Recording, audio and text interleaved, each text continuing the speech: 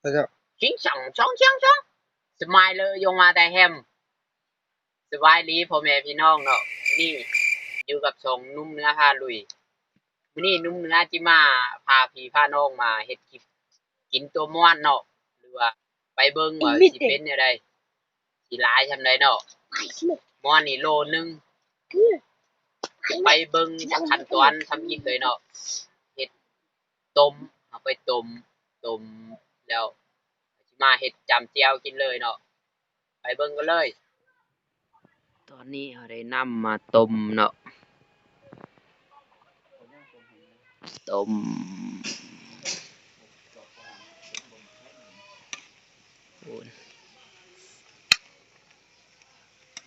ต้มให้ละเอียดให้สุกดีปอกไปหัวแตกซะมันสุกก่อน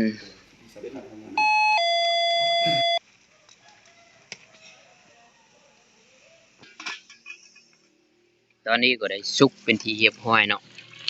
หลังจากเราต้ม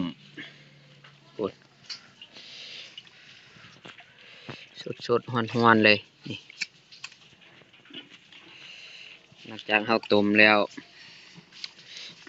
ออกหน้าตาเป็นแนวนี้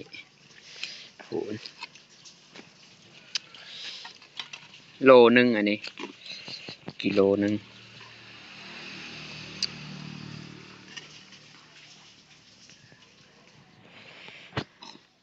เอาเนาะตอนนี้ก็ได้สุกเป็นทีเรียบร้อยเนาะต้มมาเป็นทีเรียบร้อยนี่ยังฮ้อนๆอยู่พี่น้องเอ้ยนี่เด้ปูนมาเด้อกินน้ำกันแจวพี่น้องแจวสมคักๆนี่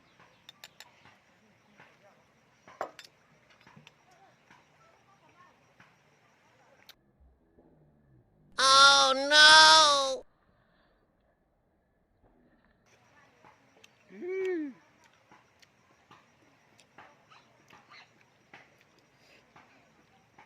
นี่ตัวม่อนเนาะโอ้พระเจ้าจอร์ดมันยอดมาก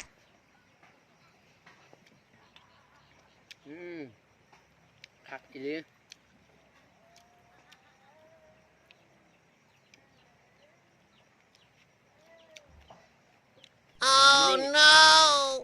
มาเป็นสไตล์เวียดนามหน่อยนึงเนาะ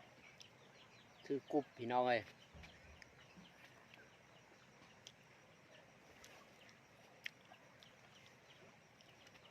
สถานที่ก็กินอยู่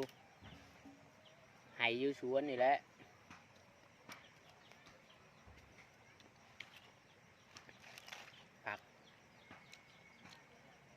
ผักปลอดสารพิษพี่น้องเอาอยู่สวนเลยสบาย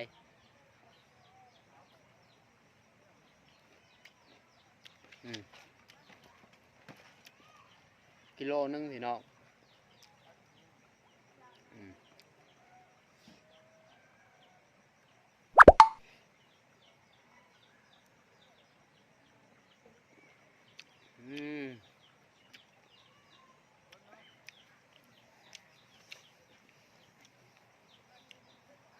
แซ่บพี่น้องมาเด้อกินกับนุ่มเนื้อนี่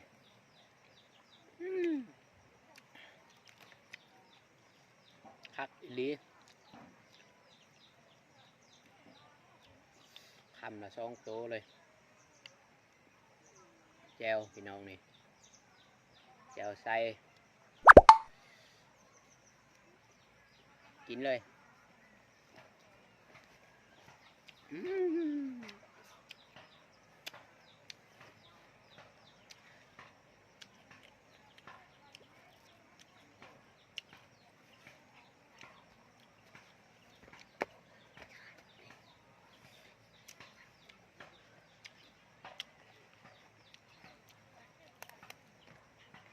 แซ่บ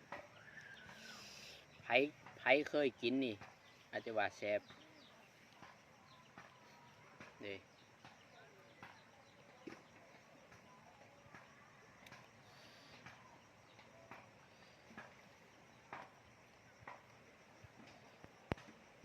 หอมใส่หั่นมึงบาดมึง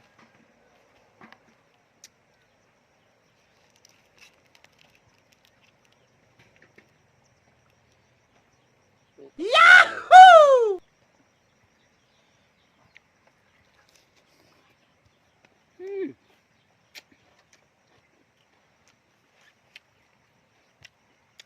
ครับ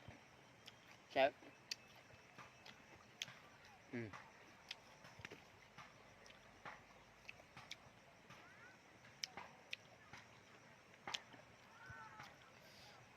มีรสชาติหวานมันตุ่มมอนนี่เนาะแซ่บอีหลีพี่น้อง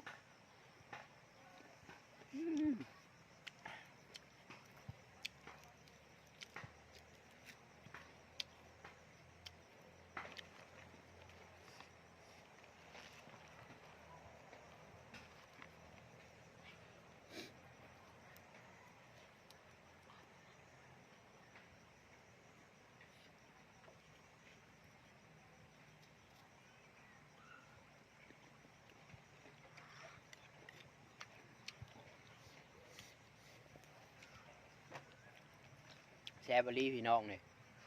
โลนึงมากินน้ำกันเด้อมาเด้อ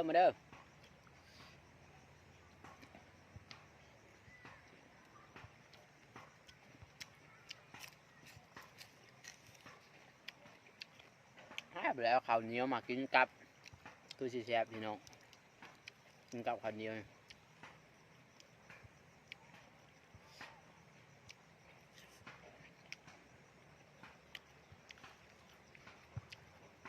บางคนอาจจะเคยกินเนาะจูหูรสชาตินั่นว่าแซ่บบางคนยานเนาะบางคนอาจจะยาน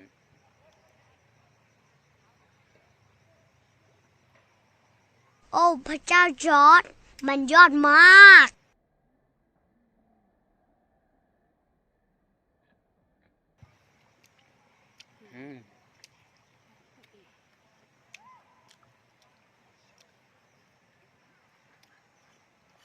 แซ่บอีหลีพี่น้อง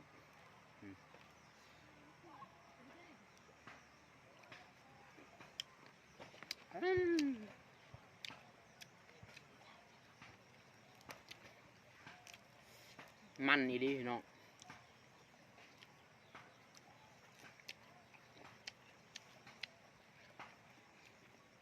ที่ให้เบิ้งว้าวมันจะมีเส้นเนาะเส้นไหมน้องมันจะเป็นไหมม้อนพี่น้อง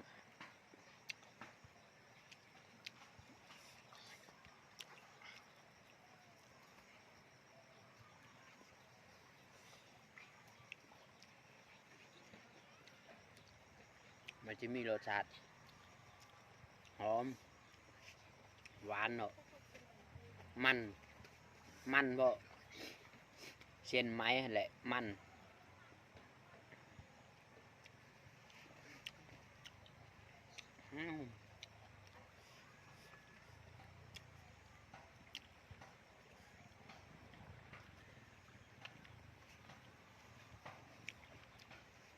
โลนึงกินบ่หมดพี่น้องเนื้อกินบ่หมดหลายพดได้หลายคุ้มขาย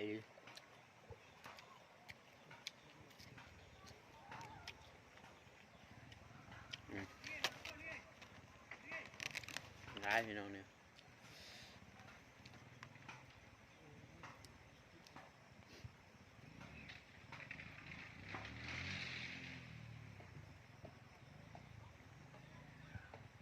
เด้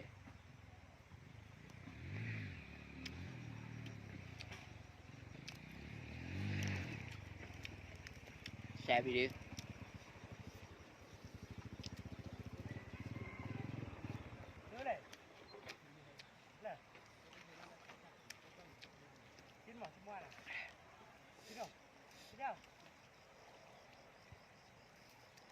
คำละ2 ตัวเลยพี่น้อง ทำมา2 ตัวเลย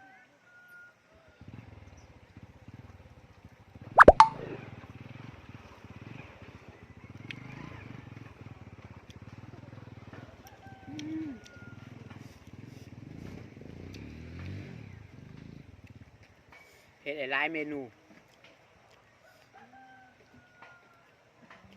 จะลวกจำแจว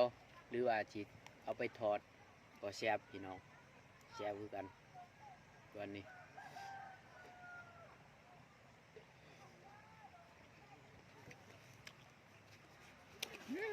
เกะกะกินก็แซ่บแต่ว่าเกะกะที่ว่าสิเฮ็ดเวียดจักมือจักคลิปเบิ่งใส่กรุบใส่หยังพี่น้อง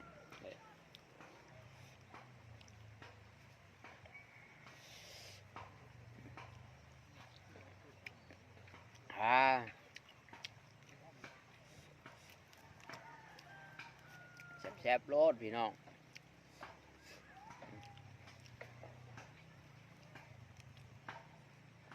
Oh no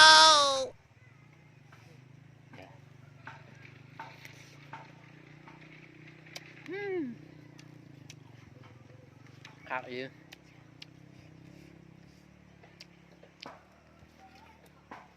แซ่บ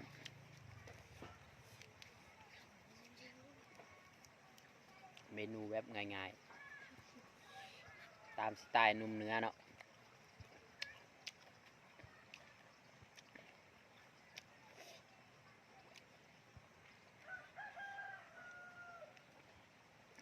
แจ่วสมๆคักๆพี่น้อง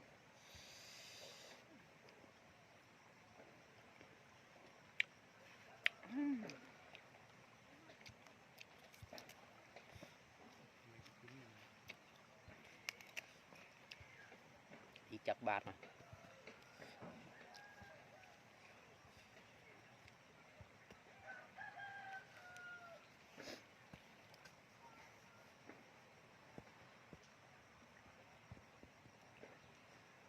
ทำยังไงรถ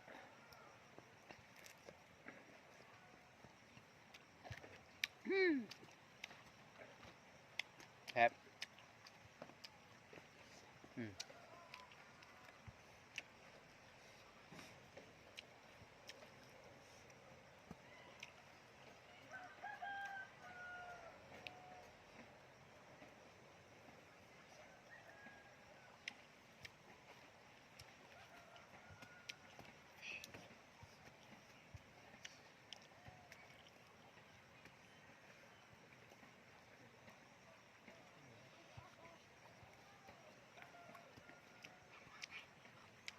โลนึงน้อง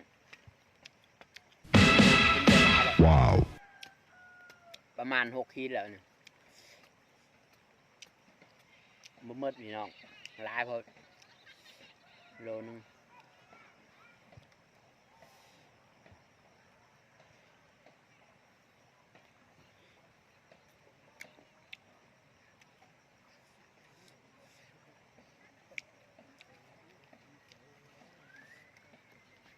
อิ่มแล้วพี่น้องเอ้ย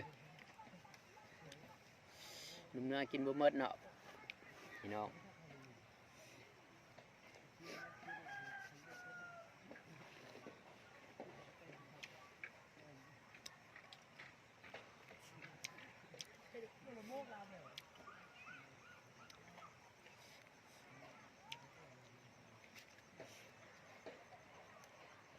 สำหรับคลิปนี้ก็ขอฝากไปเพียงเท่านี้เนาะถ้าว่าใครเข้ามาเบิ่งแล้วก็อย่าลืมกดไลค์กดแชร์กดติดตามให้นุ่มเนื้อพาลุยนำเด้อเพื่อเป็นกำลังใจเฮ็ดคลิปต่อๆไปพี่น้องเอาขอบใจ